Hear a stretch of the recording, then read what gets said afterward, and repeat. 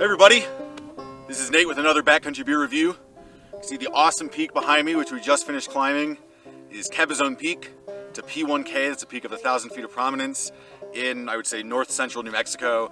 Obviously, very intimidating looking from here, and it was a pretty good class 3 plus climb to get to the top. Very exhilarating, a lot of fun, I'm happy I did it. And because it was class 3 plus, it was pretty obvious that I was not going to drink a beer up there and then come down. I thought about bringing the beer up there to introduce it, but I really wanted to minimize weight. As you can see, I've got a big old hunky glass bottle. Really did not want that to break against a rock or something. I figured I'd just leave it at the car, and when I was done, enjoy it as a celebratory beer. The beer I'm reviewing today probably needs no introduction. If you're into craft beer and you know a little bit about the history, it is Pliny the Elder, Double IPA by Russian River Brewing Company in Santa Rosa, California.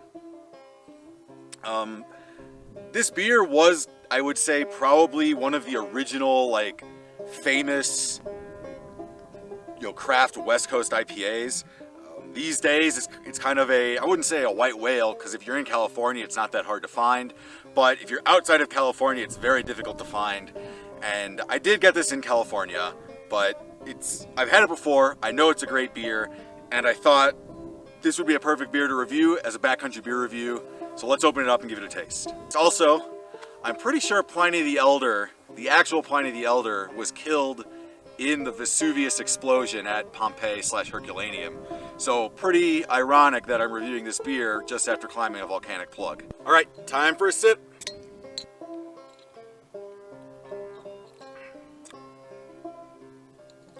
Without a doubt, you get those just classic West Coast IPA style notes. I get citrus, so probably like orange peel and grapefruit is where I'd go with the citrus.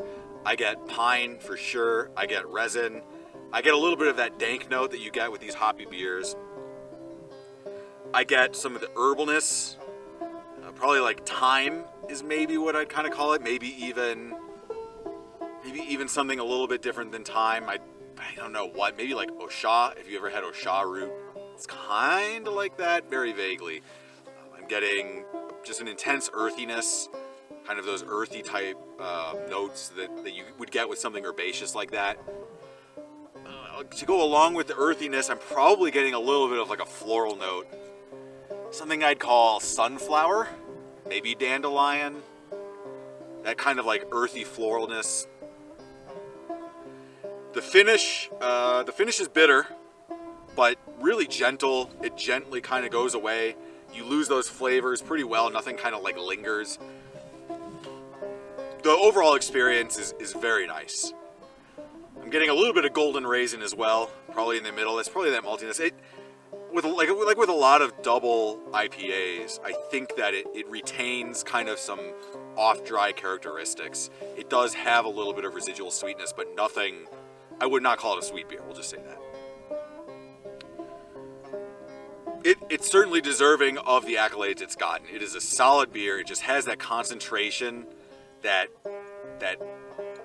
volume of flavor is undeniable, and the balance that it strikes with all these notes is really phenomenal. And really, it's one of those things where because the West Coast style, because the IPA style in general, but specifically I'm thinking West Coast style, has undergone so many iterations and has so many sub-styles and all that, it's something where like you drink a beer like this, and this is just so canonically a West Coast double IPA that you can't, it's almost like a comfort zone of your brain, even if you've never had it before. I would definitely recommend trying it. It's a really solid beer, really deserving of its praise. So cheers, and have a backcountry beer for me.